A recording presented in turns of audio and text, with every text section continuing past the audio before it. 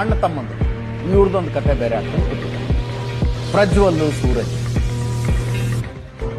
ಪ್ರಜ್ವಲ್ನನ್ನ ಕರ್ಕೊಂಡೋಗಿ ಜೈಲಿಗೆ ಬಿಟ್ಟು ಬಂದ ಅಧಿಕಾರಿಗಳು ಸೂರಜ್ನನ್ನ ಬಾರಪ್ಪ ಇಲ್ಲಿ ವಿಚಾರಣೆಗೆ ಅಂತ ಕರ್ಕೊಂಡ್ಬಂದಿದ್ದಾರೆ.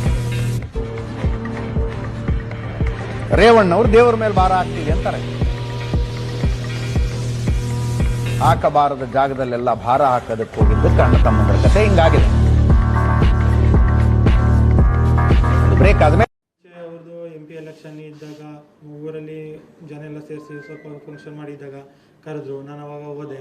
ಅವರು ಕೂಡ ನನ್ನ ಜನ ಎಲ್ಲ ಸೇರಿಸಿ ಮಾಡಿ ಕಾರ್ಯಚಟುವಟಿಕೆ ನೋಡಿ ಮೊಬೈಲ್ ನಂಬರ್ ಕೊಟ್ಟು ಪರಿಚಯ ಆಯಿತು. ನೆಕ್ಸ್ಟ್ ಅವರು ಮತ್ತೆ ಇನ್ಯಾವಾಗಲೂ ಸಿಕ್ಕಿರಲಿಲ್ಲ, ನಂಬರ್ ತೊಗೊಂಡಿದ್ರು. ಮತ್ತೆ ಎಲೆಕ್ಷನ್ ಎಲ್ಲ ಕಳೆದ ಮೇಲೆ ಇವಾಗ ಒಂದು 4 days ಹಿಂದೆ ಮೆಸೇಜ್ ಮಾಡಿದರು, ಫ್ರೀ ಆಗಿದೆ ಬಾ ಮಾತಾಡಬೇಕು ಅಂತೇಳಿ. ಕರೆದಾಗ ಅವ್ರ ಮನೆಗೆ ಹೋದೆ. ಈಗ ಒಳಗಡೆ ಬಿಟ್ಟಿರಲಿಲ್ಲ ಪೊಲೀಸು. ನೆಕ್ಸ್ಟು ಪೊಲೀಸ್ ಒಳಗಡೆ ಕರೆದ್ರು, ಫೋನ್ ಮಾಡಿ ಆಮೇಲೆ ನೆಕ್ಸ್ಟು ಒಳಗಡೆ ಬಿಡಿಸಿದ್ರು. ಒಳಗಡೆ ಹೋದೆ. ಒಳಗಡೆ ಹೋದ್ಮೇಲೆ ನನ್ನನ್ನು ಬಾಕ್ಲಾಕು ಅಂತೇಳಿ ಬಾಕ್ಲಾಕ್ಸಿ ಹೆಗ್ಲ ಮೇಲೆಲ್ಲ ಕೈ ಹಾಕಿ ಬೇರೆ ಬೇರೆ ಥರ ಎಲ್ಲ ಮೂವ್ ಮಾಡಿದರು. ಮತ್ತು ಮುಂದೆ ಇತ್ತಾಗ ನಡಿಬಾರ್ದ ಘಟನೆ ಎಲ್ಲ ಅಲ್ಲಿ ನಡೀತು. ಆಮೇಲೆ ನೆಕ್ಸ್ಟು ಅದೆಲ್ಲ ಆದಮೇಲೆ ಮತ್ತೆ ನನ್ನನ್ನೇ ಬ್ಲ್ಯಾಕ್ ಮೇಲ್ ಮಾಡೋಕ್ಕೆ ಶುರು ಮಾಡಿದರು. ಇದು 4 days ಆಯಿತು.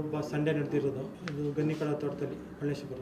ಅವರು ಹಿಂಗೆ ದುಡ್ಡು ಕೊಡ್ತೀನಿ, ಕೆಲಸ ಕೊಡಿಸ್ತೀನಿ, ಅದರ್ ಡೈಲಿ ಕೆಲಸ ಕೊಡಿಸ್ತೀನಿ, ನೀನೇನಾದರೂ ಬೇಡ, ನಿನ್ನ ಲೈಫ್ ಸೆಟ್ಲ್ ಮಾಡ್ತೀನಿ, ನೀನು ಸಮಾಜದಲ್ಲಿ ಬೇರೆ ರೀತಿ ಬೆಳೆಸ್ತೀನಿ ಅಂತ ಹೇಳ್ಬಿಟ್ಟು ಹೇಳಿ. ಶಿವು ಅಂತೇಳಿ ಫ್ರೆಂಡ್ ಇದ್ದ, ಅವನು ಒಬ್ಬನಿಗೆ ಹೇಳ್ಕೊಂಡಿದ್ದೆ ಅವನ ಹತ್ರ. ಸೂರಜ್ ಅವನು ಫ್ರೆಂಡ್, ತುಂಬ ಆತ್ಮೀಯರು. ನನ್ನನ್ನು ಹೆಂಗಾದರೂ ಮಾಡಿ ಡೀಲಿಗೆ ಒಪ್ಪಿಸ್ಬಿಟ್ಟು ಇವನ ಇಲ್ಲಿಗೆ ಸುಮ್ಮನೆ ನಿಲ್ಲಿಸ್ಬಿಡೋಣ.